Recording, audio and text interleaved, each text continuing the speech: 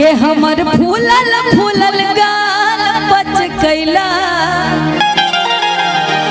आई जवानी गजब माटी में मिलैला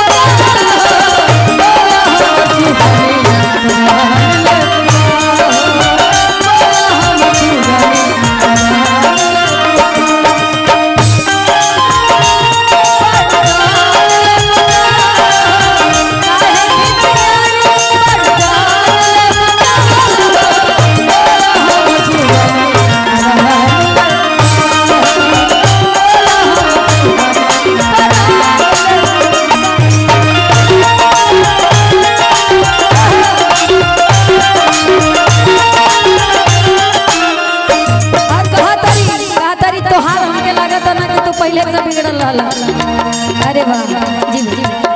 अच्छा नेहा राज जी की तरफ से और सबसे बड़ी बात है कि जब एक कलाकार से कलाकार को आशीर्वाद मिलता है तो बड़े सौभाग्य की बात होती है। एक नेहा राज जी के लिए जोरदार ताली बजा दीजिए। कलाकार से जब कलाकार को आशीर्वाद मिले तो जान लीजिए कि जीवन धन्य हो गया। हमारो देव के बा भैया लेकिन इन सबके लेकिन हम गा के देवो लेकिन कहा तरी लागे तो हर बिगड़ रहे बचपन से चाल हो झटके के बेच दिहला राजा दुनाल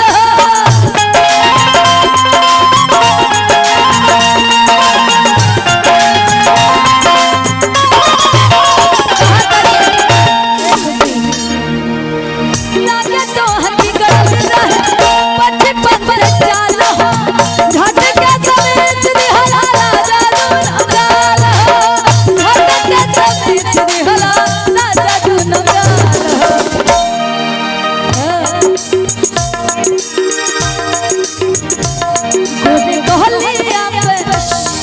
गोरे कहलिया पे दाग तू लगैला हमर भंगारी को कैला गोरे कहलिया पे दाग तू लगैला हमर भंगारी को कैला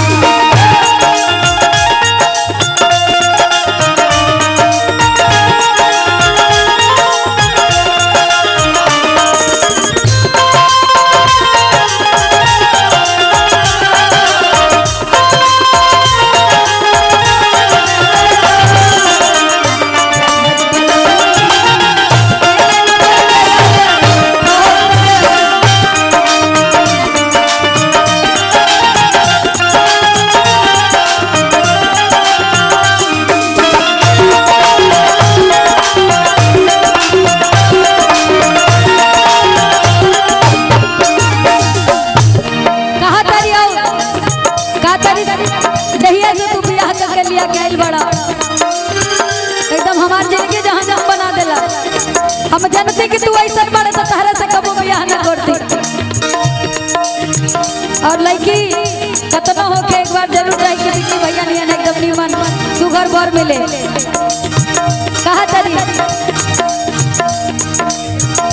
अच्छा भैया ये किसी के बाइक का चाबी गिर गया है। अच्छा नहीं बाइक का नहीं है 4 व्हीलर का है। देखो पहले ऐसा ना हो कि कोई दूसरे आके लेके चल जाए। आप बोल दीजिए भैया ये कहाँ मिला है, इसको आप ही रखिए, जिसका होगा आके ले जाएगा। किसी के 4 व्हीलर का ये चाबी गिरा हुआ, एक बार आप लोग चेक कर लीजिए, उसके बाद आकर के। लेकिन कहा तारी ए राजा जी जहिया से तारा से बियाह भइल बा, आज तक एगो ना हमरा के लिपस्टिक खरीद ले बड़ा, कौनो भी मेकअप का सामान लिया के नहीं देला, खाली जितना भी कुल लिया के आइल बड़ी कुल हमरा बाबूजी के घरे के बा। पाउडर गिरी देला दुनिया आई के सटे जाला राजा खाली हमरा भुलाई के।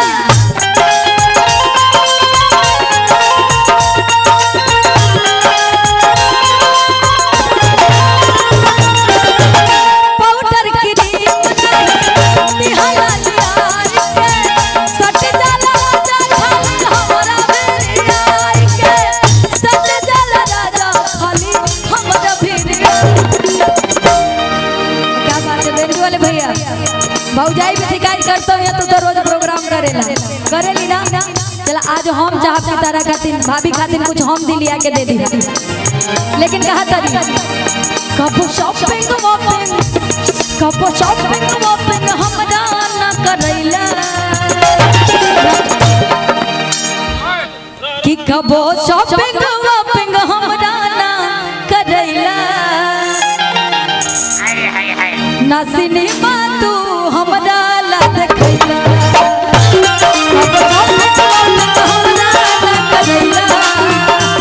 ना सिनेमा तू हमरा ला देखैला।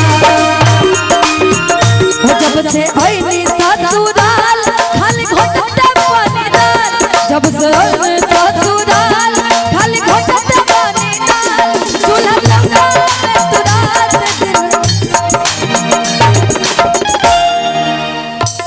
कि चूल्हा चौका में तू रात दिन खटैला।